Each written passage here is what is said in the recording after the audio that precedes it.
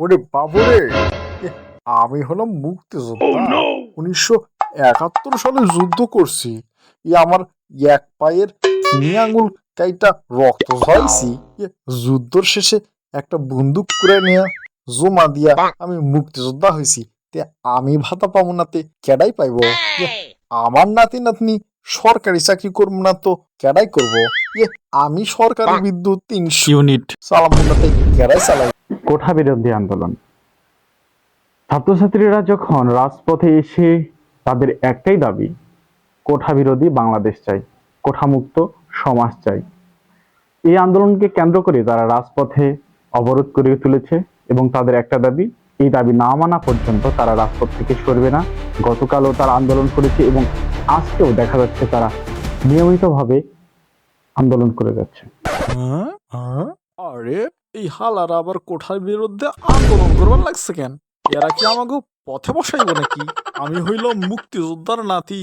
আমার নানাই 1971 সালে যুদ্ধ করছে, আর সেই ভাতা আমি বইয়া বইয়া খাই।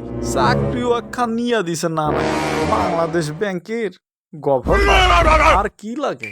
এই হালারা যেভাবে কোঠা নিয়ে আন্দোলন শুরু করবার লাগছে, আমার চাকরি পরে থাকবো তো? ভাইজান, আপনার তো গাট্টি গুট্টি বুঝি বান্ধন নাকি? আরে তুমি চুপ করো তো, এরা কিছুই করবার পারবো না। হাইকোর্ট বইলা দিছে, যতই আন্দোলন করুক হাইকোর্টের রায় কখনো বদলাবেন না। না না না ভাই, দেখেন যুগে যুগে কিন্তু এই ছাত্ররাই সব কিছু করে আসছে। এই ছাত্রের উপর ভর করেই কিন্তু দেশ এত এগিয়ে যাচ্ছে। ছাত্রদের আন্দোলন খারাপ ভাবে দেখার কোনো যুক্তি নেই। আপনি তো আমার সাথেই তো তর্কে আর বুদ্ধিতে আর লেখাপড়া পারেন না। আপনি বাংলাদেশের গভর্নর হয়েছেন। এরা তো আপনার নানা না থাকলে হইতো। এই তুই তো বেশি কথা কোস কেনে? আমি তো জানি আমার মাথায় কিচ্ছু নেই, গোবর। আমার নানা যদি না থাকতো, আমার তো এতদিন হাল চাষ করতে হতো। যাই হোক, তুই আল্লাহ আল্লাহ কর। আরে আমি তো বাংলাদেশের গভর্নর, আমার কাছে কোনো টাকার অভাব নাই। তুই আল্লাহ আল্লাহ কর, দোয়া কর। যদি কোঠাটা বাতিল না হয়, তাহলেই তো আমি তোকে টাকা দিয়ে ভরাই দিব। তুই শুধু আল্লাহ আল্লাহ কর যাতে কোঠা বাতিল না হয়। আমার একটা ছোট ভাই আছে, ওরেও তো কিছু একটা চাকরি নিয়ে দিতে হবে। নানার কোঠা বলে কোঠা। আরে ভাই, শুধু কি মুক্তিযোদ্ধা কোঠা, আরো কত কোঠা। বাংলাদেশে শুধু চাকরি নিতে গেলে শুধু কোঠা আর কোঠা।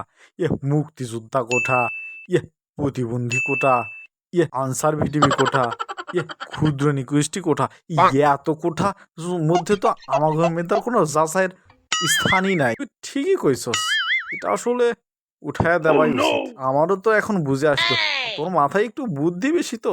ঠিকই আছে। আচ্ছা, তোকে দোয়া করতে বললাম, তুই দোয়া করিস না, ঠিক আছে? আমি তোকে এমনি টাকা দিব, তুই দোয়া করিস না। তুই দোয়া করলে এটা কর যাতে কোঠাটা বাতিল হয়, ঠিক আছে?